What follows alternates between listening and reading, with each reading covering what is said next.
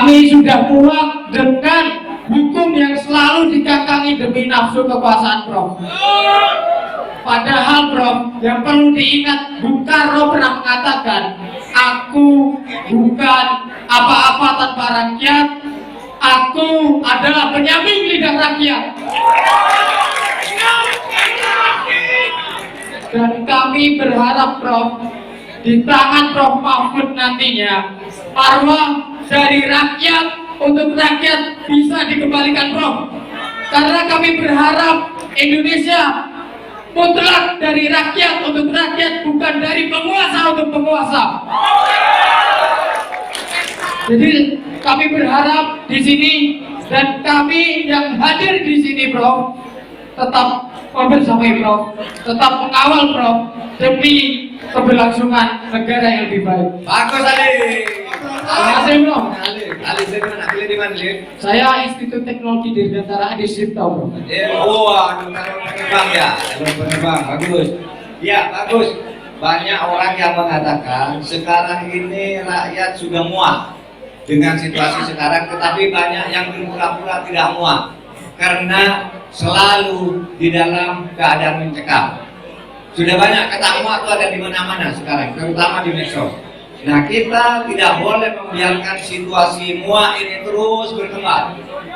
Rakyat itu harus dibuat cinta kepada negara dan kepada pemerintahnya agar pembangunan maju dan maju terus. Nah, oleh sebab itu siapapun pemerintah nanti harus kembali kepada amanat konstitusi, yaitu mengabdi kepada rakyat. Seperti yang menjadi slogan kami, Ganjar Mahfud. Kami cinta kepada Tuhan, cinta kepada hukum, kemudian Tuanku adalah rakyat.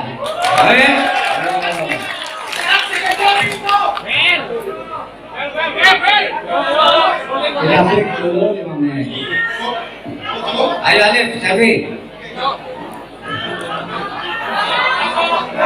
Aku, I love you. Salam metal. Oke, ulangi ya. Oke, ulangi. Kita semua berdiri ya,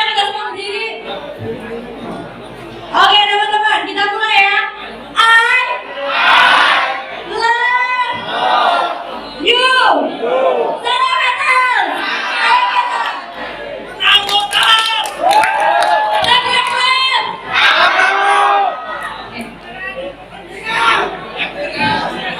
Suara saya tidak terdengar di YouTube. Kita saudara ini didengarkan oleh seluruh dunia.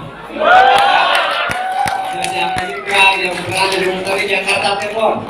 Tolong kalau orang sedang berteriak, Pak Mahfud jangan bicara dulu karena mengganggu yang di sana tidak dengar. Ya, atau saya yang menyesuaikan aja kalau saudara diem tapi saya bicara. Bisa? Itu ada Papua tadi itu, terserah ini ada moderatornya. Siapa lagi yang Prof? Kiri, Bro. Tentu sekitar 4 juta ya di Indonesia. Dari ini harus mendapat perlindungan dan kepastian hukum. Tidak boleh diulur-ulur terus. Karena kalau Anda tanya, bagaimana kalau nanti Pak Ganjar dan Pak Mahfud terpilih menjadi presiden? Saudara tahu bahwa tekanan kami adalah pada lapangan kerja. Oleh sebab itu, lapangan kerja yang sudah tersedia, terutama untuk 4 juta orang ini, itu harus diberi perlindungan hukum dan payung hukum yang jelas. Oleh sebab itu, nanti akan segera diselesaikan begitu nanti pemerintahan baru terbentuk dan insya Allah pemerintahan itu mandatnya jatuh kepada kami. Kemudian soal peretasan dan sebagainya itu melanggar hak asasi manusia, meretas, melanggar kebebasan berpendapat, melanggar kebebasan berekspresi. Itu jauh lebih mundur ke zaman sebelum reformasi. Pada zaman reformasi itu peretasan luar biasa, intel luar biasa, orang mau ngomong dilarang dan sebagainya, sehingga kita lalu membuat undang-undang tentang menyatakan kebebasan menyatakan pendapat, di mana orang itu bebas untuk mengekspresikan aspirasinya. Oleh sebab itu, ini juga menjadi bagian yang kedua. Pertama tentang lapangan kerja, yang kedua tentang kebebasan, hak-hak demokrasi yang dimiliki oleh rakyat. Di kampus misalnya harus ada kebebasan akademis dan kebebasan member akademis. Tidak boleh misalnya para guru besar menyatakan pandangan akademis ilmiahnya lalu diteror, dioperasi dengan operasi-operasi lain untuk menakut-nakuti para guru besar untuk menyatakan pendapatnya. Tidak boleh. Bahkan saya berpikir ke depan struktur perguruan tinggi itu harus kita ulang. Sekarang ini terlalu banyak dicampur oleh pemerintah. Seharusnya kampus itu lebih otonom dan mempunyai kewibawaan akademik seperti ketika zaman Orde Baru sekalipun. Kalau Dewan Guru Besar itu pengaruhnya besar, sangat berwibawa. Sekarang malah didikte oleh anak-anak kecil yang tidak karuan itu. Oke, nanti kita perbaiki ini. Besar.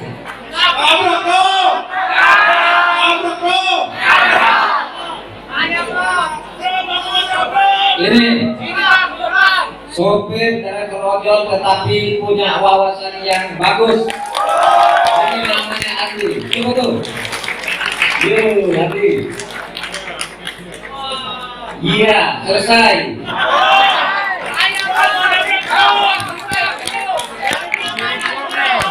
Ini siapa lagi yang mau jawab?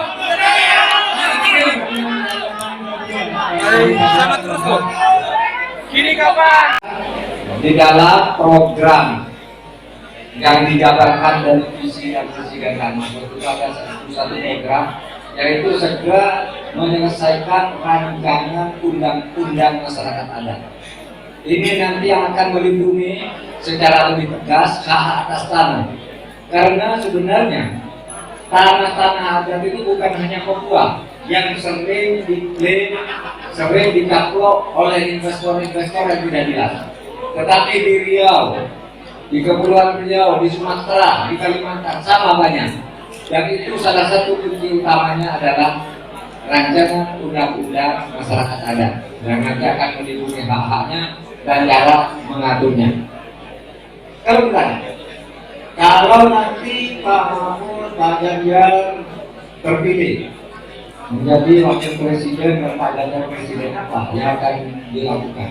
Untuk daerah Papua yang selama ini merasa diperlakukan tidak adil, tentu kami akan mengaktifkan pemerintahan teritorial, bukan pemerintahan militer, tapi pemerintahan teritorial itu pemerintahan sipil biasa, berjalan lalu masyarakatnya diberdayakan.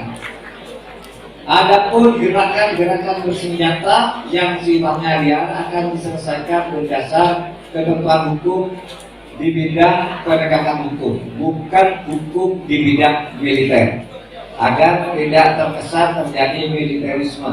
Dan itu sudah disepakati semua, rancangan ini sudah disepakati ketika saya menjadi Menko Polhukam, tinggal sekarang implementasinya ke depan kita lakukan. Nah, pelanggaran HAM berat. Pelanggaran HAM berat, saudara sekalian, pelanggaran HAM berat itu bukan soal yang mudah. Pertama, orang tidak tahu bedanya antara pelanggaran HAM berat dan kejahatan berat. Kejahatan berat itu mungkin orang melakukan kejahatan yang korbannya sampai 200 orang, seperti membakar sebuah mall, seperti meledakkan bom di Bali, itu kejahatan berat atau masuk ke kelompok terorisme. Tapi kalau pelanggaran HAM berat, mungkin korbannya sedikit, tapi pelakunya adalah aparat. Itu sebabnya disebut kejahatan pelanggaran HAM berat itu memenuhi sifat terstruktur dan sistematis. Apa itu? Yang melakukan itu pejabat ini menyuruh ini, caranya begini, lalu ada korbannya. Meskipun hanya satu korbannya itu pelanggaran HAM berat. Tetapi kalau korbannya banyak, yang melakukan itu sesama warga sipil, itu namanya kejahatan berat. Nah, sekarang itu pelanggaran HAM berat ini bukti-buktinya sulit sekali ditemukan. Apalagi kalau sudah belasan tahun yang lalu, peristiwa 65 itu sudah berapa tahun? Sampai sekarang sudah lebih dari 60 tahun misalnya. peristiwa tahun 65 itu. Ya, 34 tahun, sudah 58 tahun.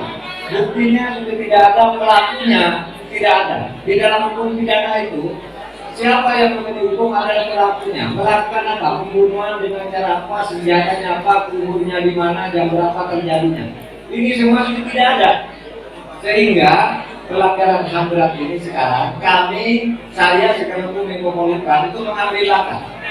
Yang masalah hukum akan diteruskan ke pengadilan nanti biar DPR yang akan datang bersama Komnas HAM. Sekali lagi Komnas HAM, bukan pemerintah.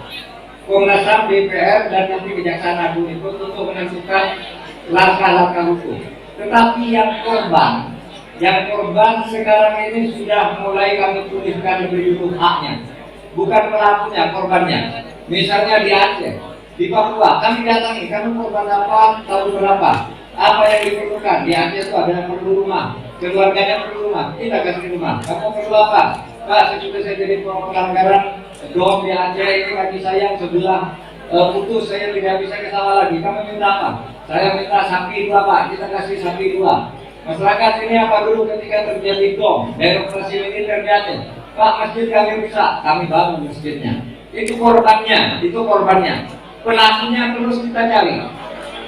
Cuma di dalam pengalaman kita sudah mengadili 34 yang didakwa melakukan pelanggaran HAM berat. 34 orang dibebaskan semua oleh Mahkamah Agung karena bukti-buktinya tidak cukup berdasar hukum acara. Itu masalahnya. Tapi dalam pelanggaran HAM berat itu tidak ada daluarsanya. Pelanggaran HAM berat itu tidak ada daluarsanya. Beda dengan pidana biasa 18 tahun hilang harusnya kalau tidak selesai. Harus dianggap tidak bisa dilanjutkan. Kalau pelanggaran HAM berat tidak ada daluarsanya, dan sekarang ada 12 pelanggaran HAM berat yang diwariskan oleh Komnas HAM, dan itu tidak akan ada daluarsanya sampai nanti DPR memutuskan lain. Demikian ya, Papua tolong jaga Papua. Yo.